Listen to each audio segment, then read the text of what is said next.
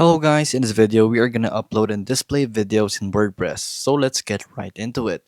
So the first thing you will have to do in uploading videos manually to your WordPress and then you'll be able to display it is first accessing your dashboard.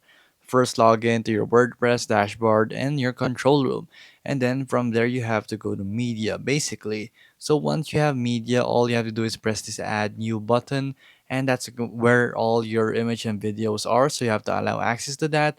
From there, upload your video and then drop the files to there. Select the files itself, and then you can either drag and drop the video, and then you'll be able to get the video into your own actual WordPress already. So you got a video now, and you want to share it on your site, just head back to your WordPress editor and paste it there, and it's just there. Just that simple.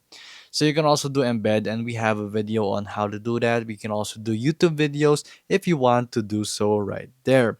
So that's how you upload and display videos in WordPress. If this video was helpful, please hit the like button and don't forget to subscribe.